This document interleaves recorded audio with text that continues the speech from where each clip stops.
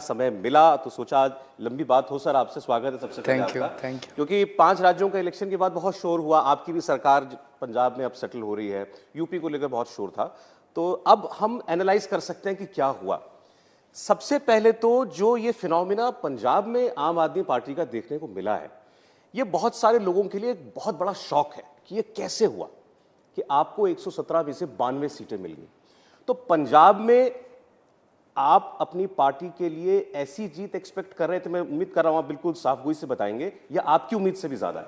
नहीं, हमारी उम्मीद से भी काफ़ी ज़्यादा है।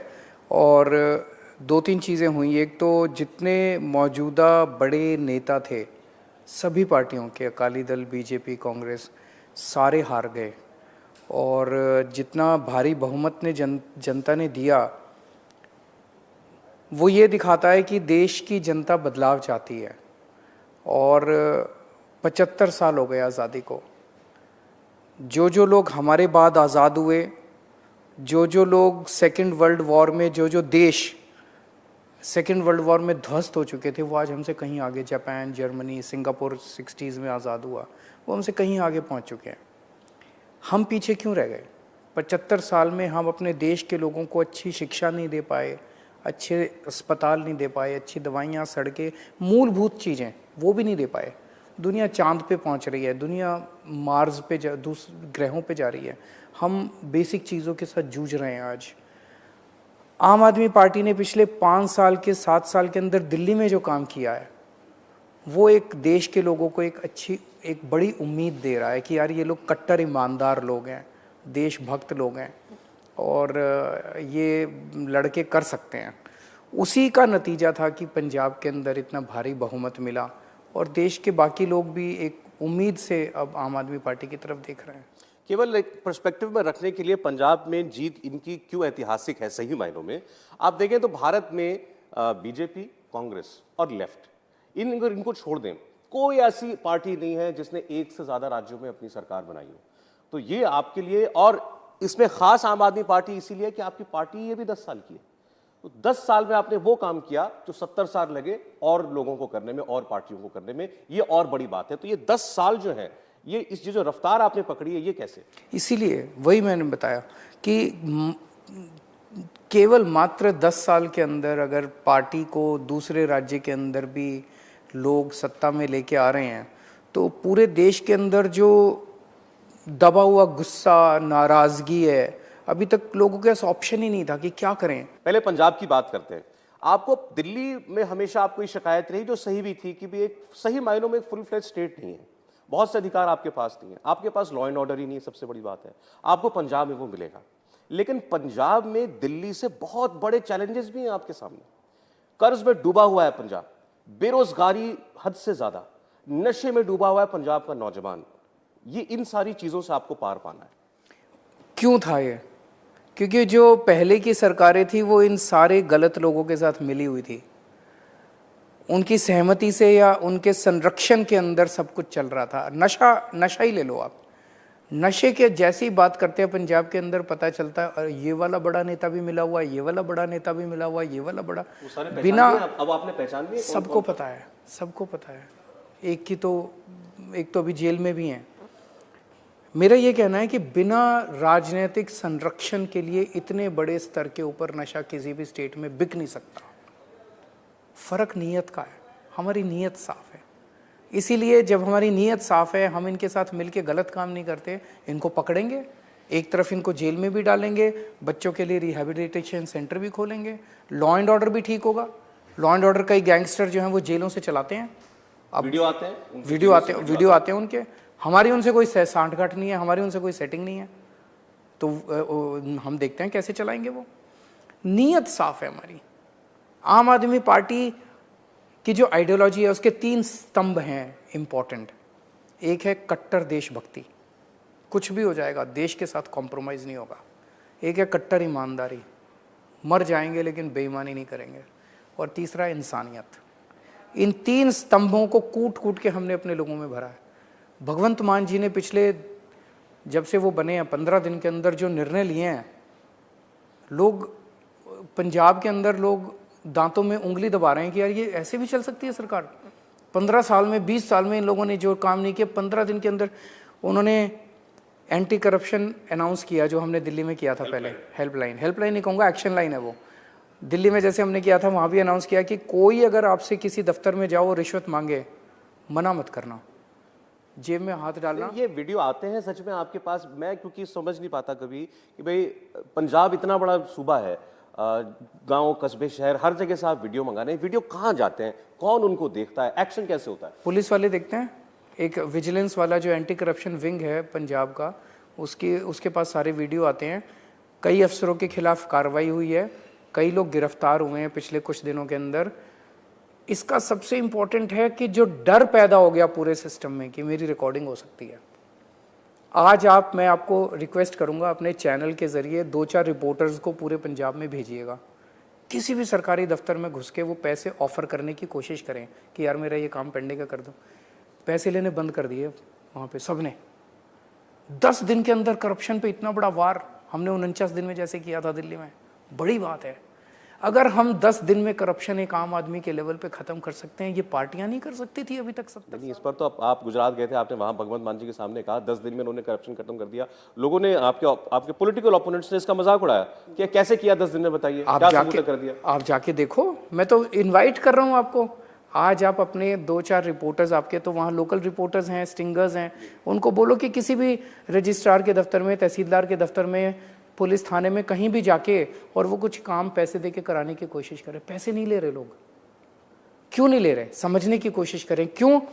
पहले पैसा मुख्यमंत्री तक पहुंचता था तो नीचे सारा, तो फिर पूरा सिस्टम जो है वो ऐसा बनाया जाता था कि किसी को कोई फैसिलिटेट करना है, नीचे पैसे लेने दो, तो सारा इस डिपार्टमेंट से भी, उस डिपार्टमेंट से भी, पुलिस से भी, तहसीलदार से भी, इससे भी सारा पैसा इकट्ठा करके ऊपर तक जाता था।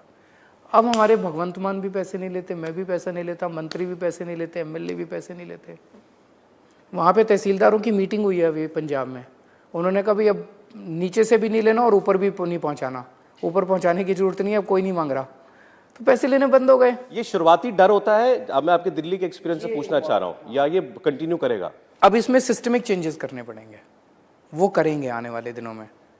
2-3 और उन्होंने ऐलान किए। एक उन्होंने कहा कि 25,000 नौकरियां, इस टाइम पूरे देश में बेरोजगारी बहुत बड़ी समस्या है, उन्होंने आते ही 25,000 नौकरियां सरकारी निकाली हैं। 1 महीने के अंदर वो उसकी भर्ती शुरू हो जाएगी। दिल्ली में हमने 20 लाख नौकरियों का रोजगार का बजट दिया है। कोई है पूरे देश में एक भी पार्टी की सरकार जो रोजगार की बात कर रही है? रोजगार की याद इनको केवल चुनाव के पहले आती है। चुनाव के पहले सारी पार्टियां जो है वो कहती है हमारे को वोट दो। बात करते हैं, जैसे बीजेपी है, मोदी जी ने 2 करोड़ रोजगार पर ईयर की बात की थी, तो रोजगार पे वो आए, तो सवाल ये कि डिलीवर कितना हुआ, ये सवाल है। हमने चुनाव के बाद बात की है रोजगार की, उन्होंने चुनाव जीतते ही 25,000 नौकरियां 10 दिन में निकाल दी। हम लोगों का भी बजट है, ये चुनावी स्पीच नहीं थी जो असेंबली में दी थी कि 20 लाख रोजगार, और पूरा डिटेल्ड प्लान दिया हम लोगों ने। फिर उसके बाद वहां पे उन्होंने जितने कच्चे एम्प्लॉयज थे उनको पक्का करने का ऐलान किया। अभी मई में, जून में जब भी उनका बजट सेशन होगा, उसमें कानून लाया जाएगा सारे कच्चे एम्प्लॉयज को पक्का करने का। पंजाब में जैसे हम बात करते कि शुरुआती डर एक होता है, लेकिन बहुत लोग जमे जमाए होते हैं। आपके जो पुलिस के लोग होंगे, सीनियर अफसर होंगे, आपकी ब्यूरोक्रेसी में जो वहां पर लोग होंगे, इनको कैसे हिलाएंगे, कैसे जगाएंगे? वो समय लगता है, थोड़ा सा मतलब समय लगता है। मैं समझता हूँ कि 2-3 महीने लगेंगे, पता चलता है ये इसका आदमी था, इसकी इस माफिया के साथ सांठगांठ है, इसको यहाँ से पैसे आते हैं। वो ओवर 2 महीने में पता चलता है, फिर उनको हटा के अच्छे लोगों को लाया जाता है। आपके पास पैसे हैं पंजाब में काम करने के लिए? जो आज हमने बजट टेक ओवर किया है, इसके ऊपर वो बता रहे थे भगवंत जी की वाइट पेपर भी लेके आएंगे। 4 लाख करोड़ का कर्जा है। ये पैसा गया कहाँ? पिछले 20-25 साल में आप देखो, कोई नए स्कूल नहीं बने, कोई नए अस्पताल नहीं बने, कोई नई सड़कें नहीं बनी, कोई कुछ नहीं हुआ, काम ही नहीं हुआ, तो ये 4 लाख करोड़ कहाँ गया? ये सारा जनता के सामने रखेंगे। लेकिन मैं आपको बता दूं, जब मैंने दिल्ली की सरकार संभाली थी, दिल्ली पे भी बहुत कर्जा था, दिल्ली का बजट घाटे में चलता था। शीला दीक्षित जी के पास कोई भी काम कराने जाता था, वो कहती थी सरकार घाटे में, पैसा नहीं है। सब बदल गया, अब सरकार फायदे में चल रही है। हर साल हम नफ़े का बजट देते हैं, पुराने सारे लोन खत्म हो गए, अब पैसे की कोई कमी नहीं है। मैं तो कभी नहीं कहता हमारे पास पैसा नहीं है। दिल्ली सरकार में कोई कर्ज नहीं है? कोई कर्ज नहीं है। सब कुछ फ्री करने के बाद भी? सब कुछ फ्री करने के बाद भी। तो कहां से आया पैसा आपके पास? ईमानदारी।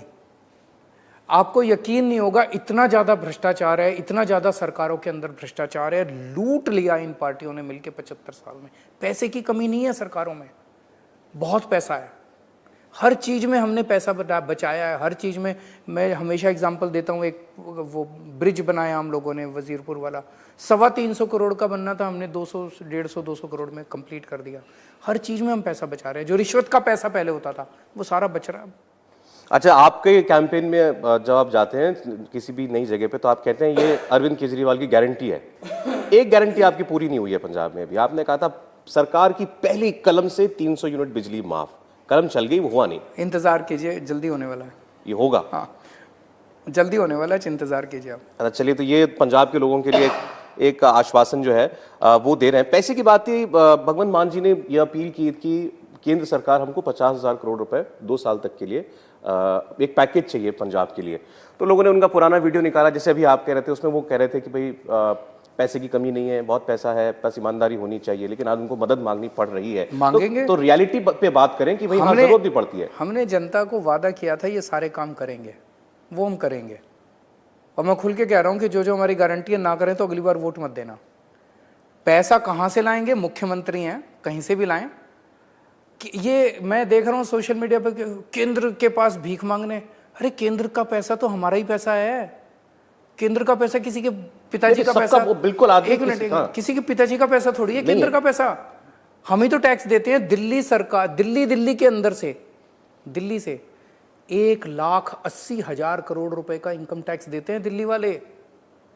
अब केंद्र का ये तो बीजेपी का पैसा है, ये तो हमारा पैसा है। अरे आपका पैसा कहां से हो गया? दिल्ली वालों का पैसा है यार।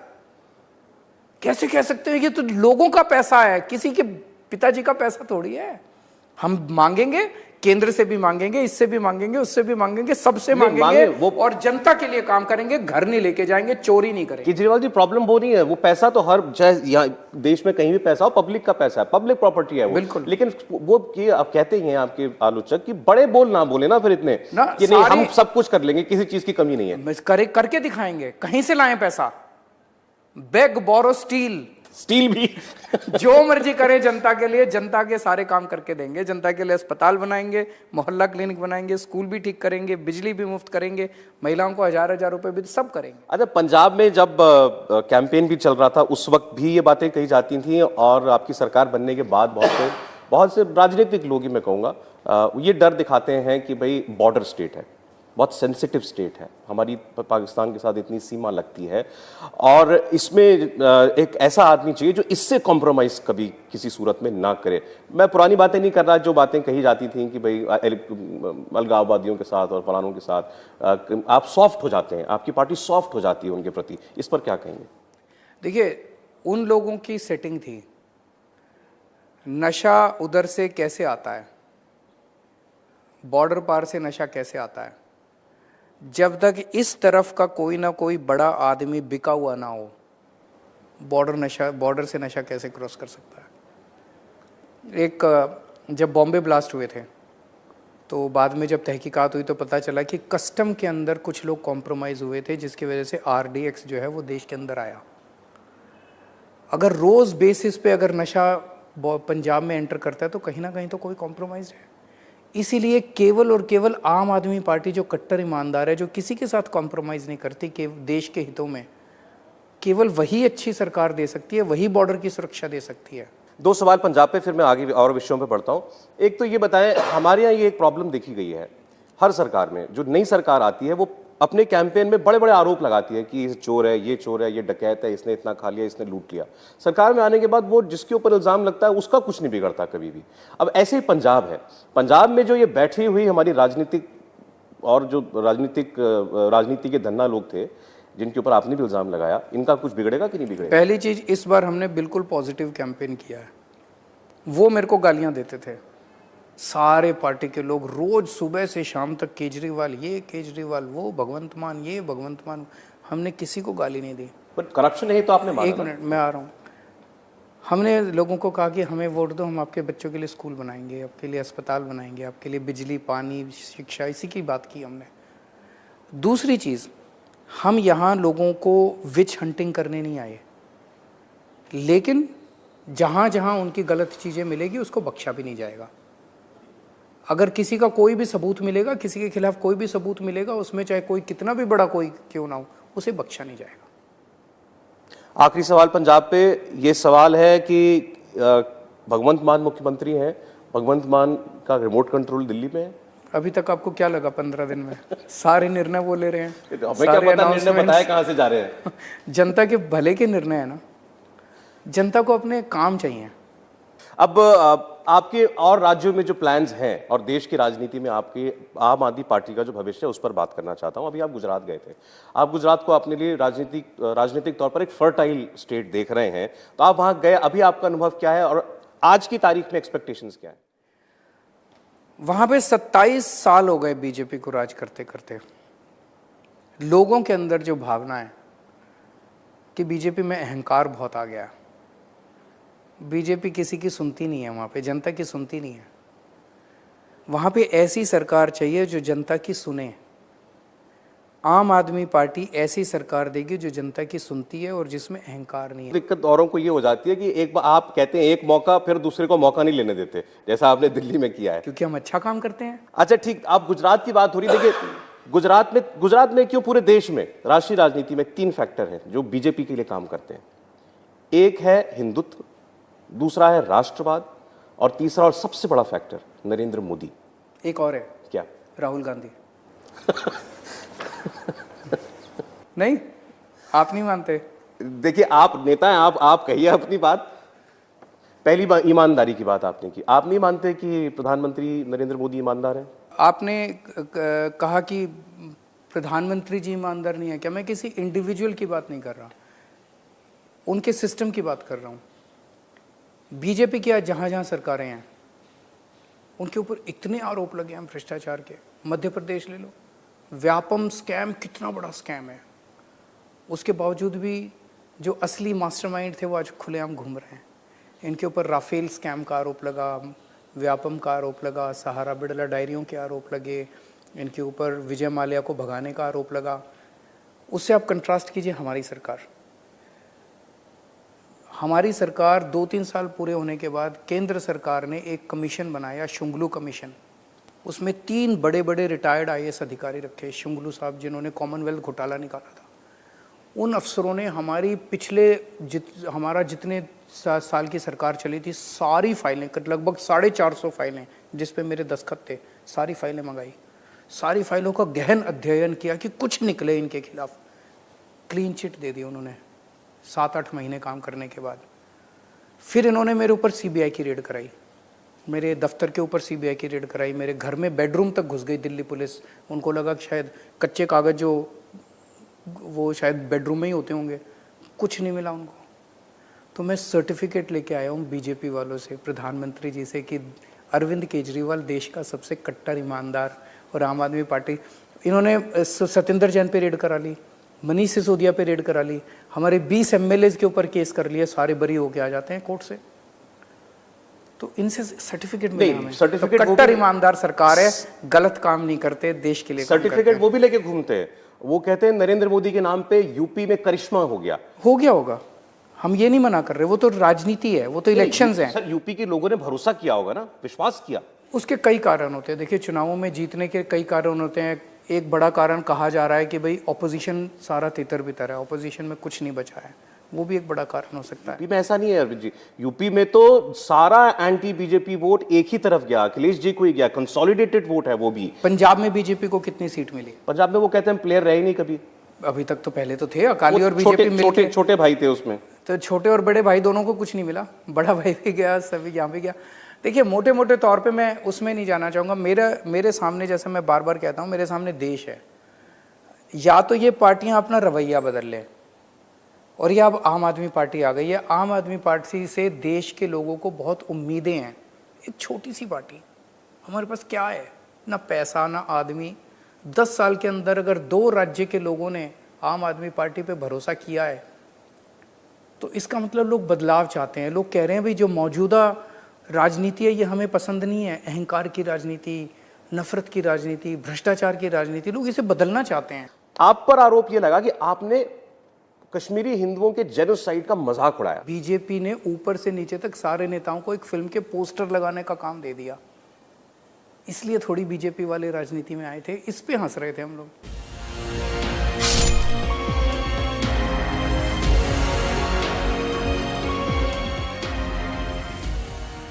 देखो देखो मैं आ गया। Hi baby, look. नया एसी, थोड़ा और सर्च कर लेते तो शायद और पावरफुल एसी मिल जाता। 60 डिग्री सेल्सियस में भी चिल करता है। रिमोट देना।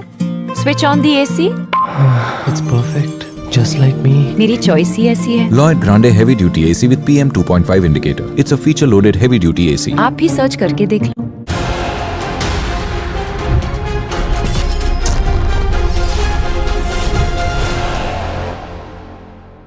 मैं आज शाम को मैं भी इस प्रोटेस्ट पे शामिल होऊंगा। आज प्रोटेस्ट करेंगे। बाहर के एजेंडे के ऊपर हुकूमत को गिराने की कोशिश है। ये जो खरीदे जा रहे हैं पॉलिटिशियंस, उनकी रेट्स लगी हुई हैं। जिस होटल के बाद खरीदो फरोख्त हो रही है, वहां भी प्रोटेस्ट करें। नमस्कार, आप देख रहे हैं इंडिया टीवी। आपके साथ मैं हूं मीनाक्षी जोशी और अब वक्त हो गया है मुकाबला का। अब से ठीक 4 घंटे के बाद पाकिस्तान में एक हाई वोल्टेज ड्रामा शुरू होने वाला है। पाकिस्तान के प्रधानमंत्री इमरान खान धरने पर बैठने वाले हैं। इमरान खान के धरने का इनविटेशन इस्लामाबाद से लेकर लाहौर तक दिया गया। सबसे अपील की गई, धरना दो, वो भी विपक्ष के खिलाफ धरना दो, खरीद फरोख्त के खिलाफ धरना दो। मतलब साफ है कि विपक्ष के धरने का जवाब अब इमरान खान धरने से देने वाले हैं। दूसरी तरफ अब से थोड़ी देर पहले ही पाकिस्तानी सुप्रीम कोर्ट ने मामले की सुनवाई को कल तक के लिए मुलतवी कर दिया। कल तक के लिए टाल दिया गया है। विपक्ष लगातार फुल बेंच गठित करने की मांग कर रही है, लेकिन सुप्रीम कोर्ट ने उसकी इस मांग को भी खारिज कर दिया। सुनिए थोड़ी देर पहले जनता के साथ फोन इन शो में क्या बोले इमरान खान। मैंने आज अनाउंस कर रहा हूं कि मैं आज शाम को मैं भी इस प्रोटेस्ट पे शामिल होऊंगा। हम ये रेड जोन के बाहर इस्लामाबाद में आज प्रोटेस्ट करेंगे, पुरअमन प्रोटेस्ट। हमेशा हमारा प्रोटेस्ट पुरअमन होता है, लेकिन इसके खिलाफ करेंगे। ये जो गद्दारी हो रही है मुल्क के खिलाफ, गद्दारी का मतलब ये है कि बाहर के एजेंडे के ऊपर हुकूमत को गिराने की कोशिश है, और दूसरी तरफ ये जो खरीदे जा रहे हैं पॉलिटिशियंस, उनकी रेट्स लगी हुई हैं, उनको जो खरीदा जा रहा है, ये बिल्कुल इसके खिलाफ मैं आज अपने लोगों के साथ प्रोटेस्ट करूंगा यहाँ इस्लामाबाद में रेड जोन के बाहर। और मैं यह चाहता हूँ कि लाहौर में भी जिस होटल के बाद बाहर खरीदो फरोख्त हो रही है, वहां भी प्रोटेस्ट करें।